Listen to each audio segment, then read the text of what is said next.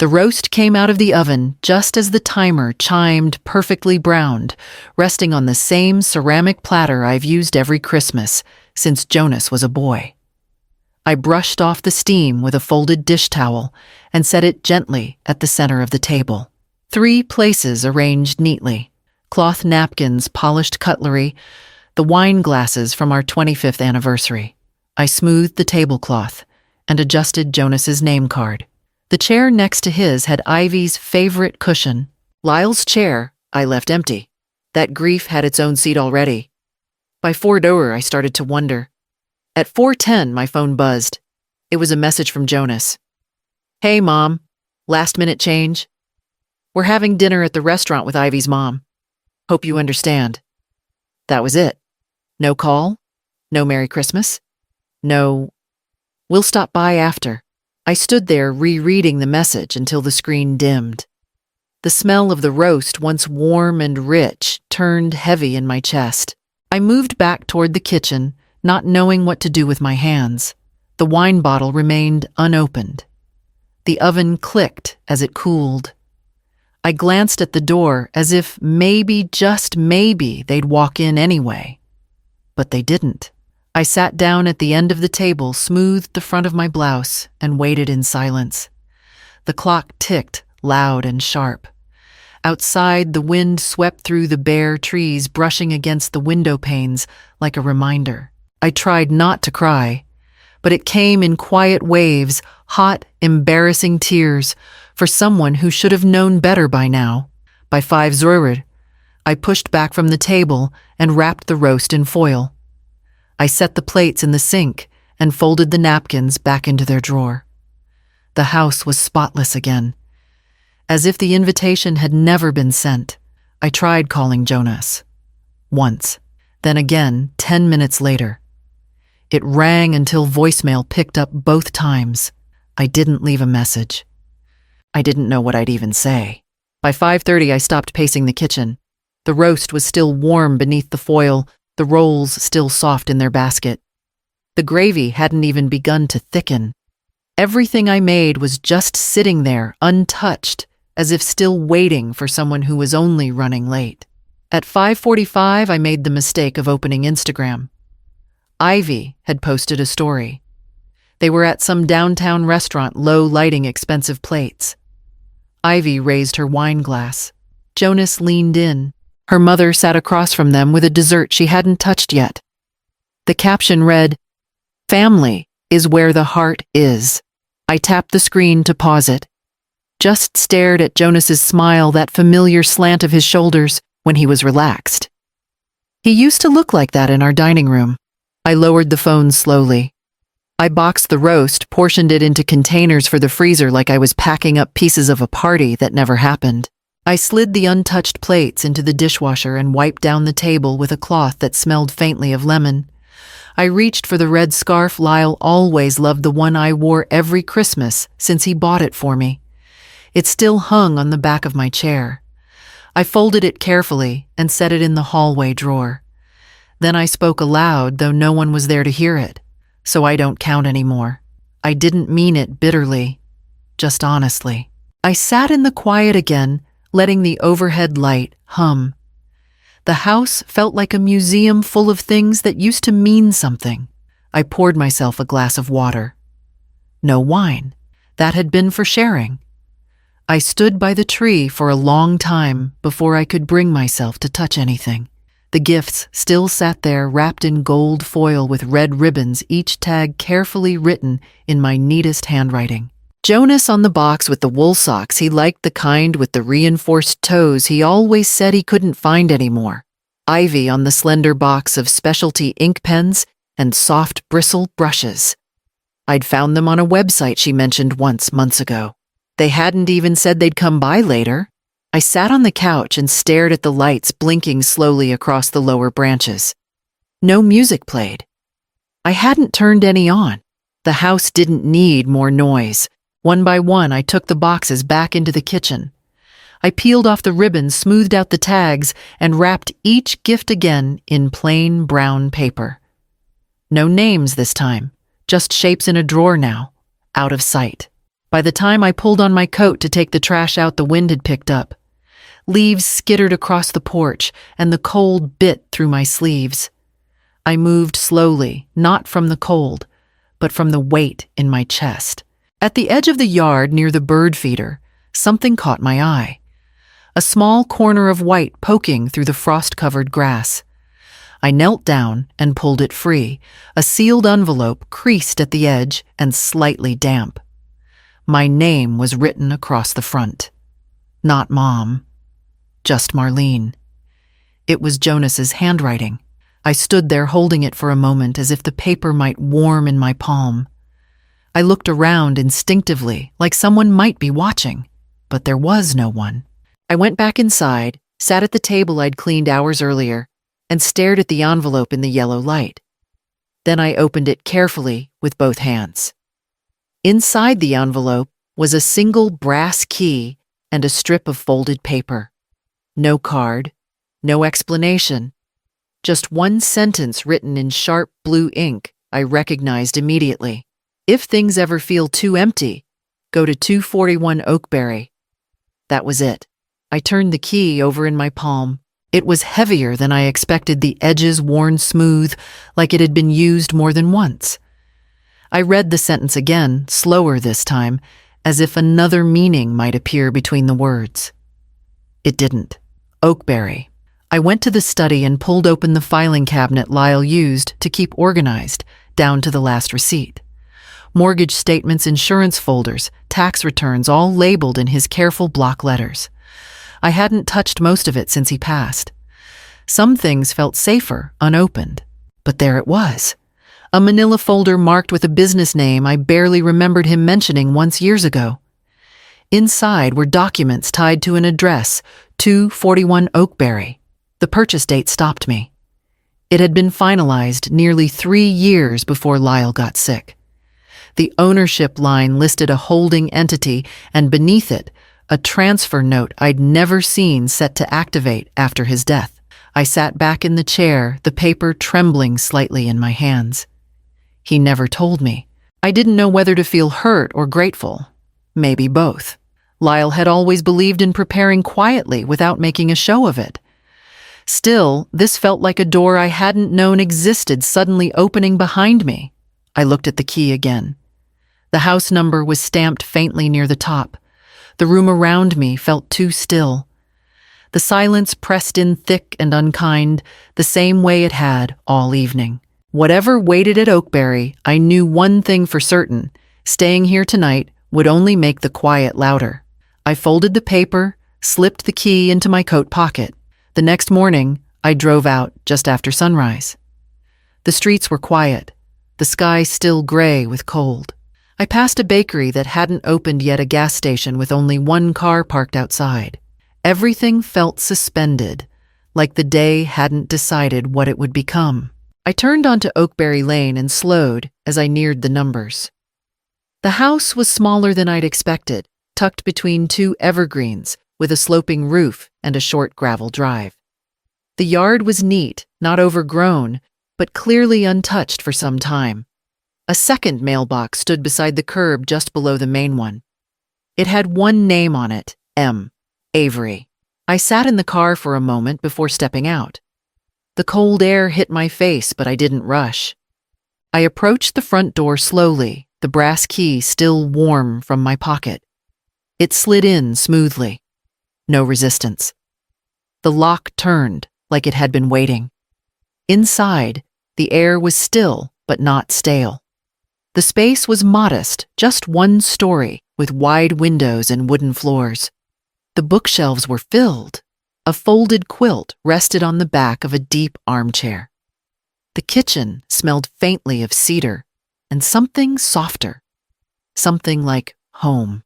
On the entryway table sat a single envelope. My name again, but this time in Lyle's handwriting. For Marlene. I opened it with both hands, heart knocking harder than I expected. His letter was brief, thoughtful.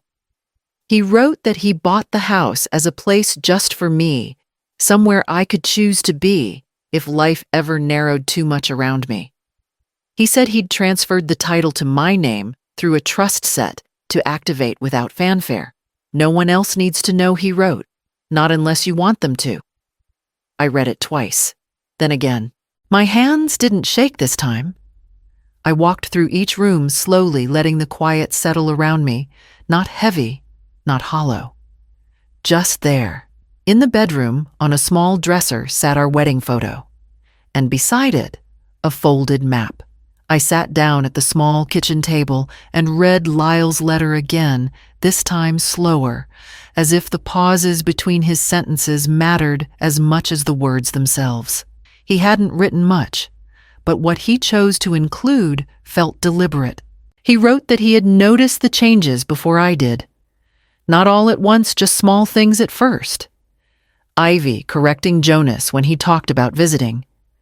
Ivy deciding which holidays were too busy. Ivy sighing when I asked a simple question, like whether they preferred an early dinner or a late one. Then came the line that made my chest tighten. He wrote that during their last visit, when he stepped outside to take a phone call, he overheard Ivy say my name. Not kindly. She called me clingy, said I needed to learn boundaries.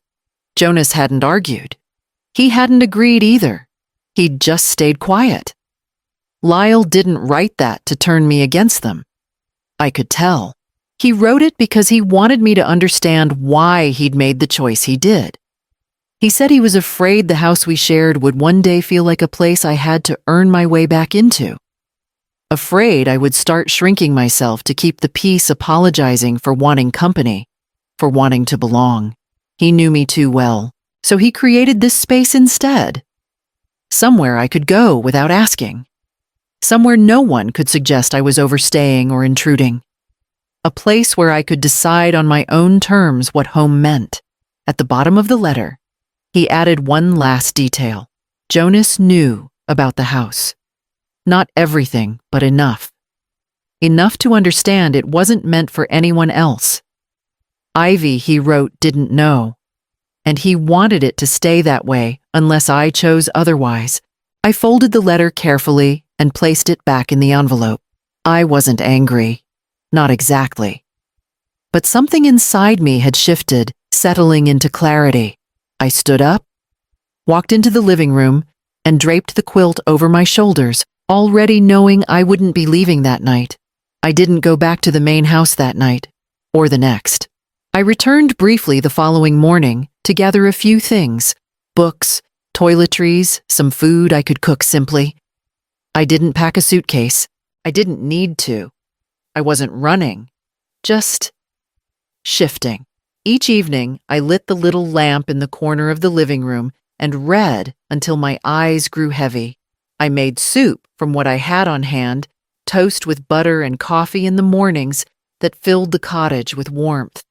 There was no television. I didn't miss it. The silence here was different. It didn't accuse or echo. It just was. One afternoon, while searching through a drawer of old receipts and charger cords, I found a small phone, one of those cheap prepaid kinds. It still powered on. A single voicemail waited, time-stamped 3 years ago. I almost didn't press play. But something made me. Lyle's voice came through a little static but unmistakable. If she ever forgets who she is, he said, remind her. This place is hers. That was all. 15 seconds. His tone calm, steady. Not dramatic, just certain. I sat back in the chair and let the message play again and again. Not because I needed convincing, but because hearing it was like someone pressing a hand against the small of my back, reassuring without pressure. I didn't cry right away. The tears came later, quietly, as I folded laundry and opened a window to let in the air. The house smelled of old wood and dust, yes. But it also smelled of something else, unspoken permission. I didn't have to tiptoe here. I didn't have to be useful or upbeat. I just had to be. I began writing small notes on the counter for myself, grocery lists, book titles to borrow little reminders. Not of chores, but of intention, of life. One morning, I woke to frost on the windows, and sunlight cutting through the curtains, and I knew it was time to let someone know I'd found this place. It had been 3 weeks since I stepped through the door of the cottage with the key in my pocket. The snow had come once light and quick and melted again within a day. I'd started walking to the end of the drive each morning just to feel the rhythm of the cold under my boots. Some days I didn't speak a word until after lunch. And still, I didn't feel lonely. Then, that Saturday, I heard a car pull into the gravel. A familiar engine. A familiar rhythm of footsteps. Jonas. He didn't knock right away, just stood there looking at the house as if he couldn't decide whether it was real. When I opened the door, he gave a short smile, the kind that tried too hard to be casual. "Ivy's upset," he said barely, inside the greeting. "She says you've been ghosting us." I didn't laugh. I didn't even frown. I just looked at him for a moment, then stepped aside, not to let him in, but to gesture toward the porch bench. "If you want to sit, you can sit out here," I said. He glanced behind me into the house, puzzled. "You're staying here now, I am." He looked down at the step, rubbed the back of his neck. "You could have said something." "We've been wondering." I nodded. "I imagine you have." He exhaled clearly, expecting something else. An apology, maybe. An explanation that would help him reset the story. I gave him neither. After a moment, I added, "Your father made sure I would never again be someone's seasonal afterthought. He understood something you still haven't." Jonas shifted. "That's not fair, Mom." "I didn't say it was unfair," I said. "I said it was true." He tried again, gentler this time. "We could have talked." "You just disappeared." "I didn't disappear," I replied. I stepped aside. He looked at me like he wanted to argue. But I didn't give him the invitation. I didn't offer tea. I didn't open the door any farther. He stood up after a minute, hands in his coat pockets, and walked back to his car without another word. I didn't call him. I didn't text. I didn't try to explain myself the way I used to, softening my words, smoothing the edges, making space for his comfort. First. Instead, I sat down with a pen and a plain piece of paper. No fancy stationery, no flourish in the handwriting. Just my voice steady and unembellished. I began with thanks. "Thank you for the key," I wrote. "I know you didn't have to leave it, and I'm grateful you did. Whatever your reasons, I understand more than you think." Then I kept going. "But I need you to hear something clearly, without tension in the room, without me watching your face for a reaction. I won't compete for a place in your life. I won't hover on the edges of your holidays waiting to be fit in between reservations. If I have to beg to be included, I'd rather step aside completely. Not out of bitterness, not out of spite. Just clarity. You're grown. You have your family. You've made your choices. Now I'm making mine. I signed it simply, Mom. No need for anything more." The next morning, I walked it down to the mailbox and raised the red flag. I didn't hover afterward, didn't check to see when it was picked up. Later that week, I drove into town and filed the paperwork to change my primary residence to 241 Oakberry. It wasn't a dramatic move, just a quiet shift. I let the post office know, updated my driver's license, notified the bank. The cottage wasn't just a place I stayed. It was home now. And with each box, I unpacked each drawer. I filled on purpose, not out of habit. I felt the dust lift a little more. The house didn't ask anything from me except to live in it fully. No pretending, no hosting, no pleasing. And as the new year approached, I found myself doing something I hadn't in months. I set the table for one on purpose and poured a second cup of tea. On New Year's Day, I woke before the light fully settled into the rooms. The cottage was still wrapped in that pale morning hush that feels like a pause rather than an absence. I brewed coffee, then decided against it, and made soup instead. Something simple, something warm. I sliced bread, set one bowl on the table, and lit the small lamp in the corner that cast a gentle circle of light across the wood. One place setting, on purpose. I sat down slowly, letting the chair scrape just a little, grounding myself in the sound. Outside, a bird landed briefly on the feeder before flying off again. I ate without distraction, tasting the soup, feeling the heat in my hands. There was no clock ticking loudly here. No waiting. Afterward, I took Lyle's letter from the drawer and read it again. I knew the words by heart now, but I liked the way they landed differently each time, less like instructions, more like reassurance. He hadn't promised me happiness. He'd promised me choice, and somehow, that had been enough. I folded the letter and placed it back where it belonged. Then I cleared the table, washed the bowl, and dried it carefully before putting it away. The motions felt complete, not rushed, not heavy, just done.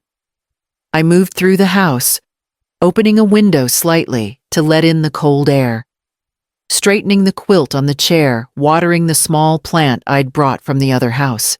Everything here had a reason now. Nothing waited for approval. I didn't check my phone.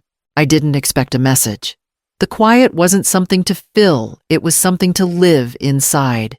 As the afternoon light shifted across the floor, I realized I wasn't bracing for anything anymore. No apology, no explanation, no knock at the door. And for the first time in a long while, the absence of those things didn't feel like a loss. I poured myself another cup of soup, sat back down at the table, and stayed there knowing this was where the next part of my life had already begun.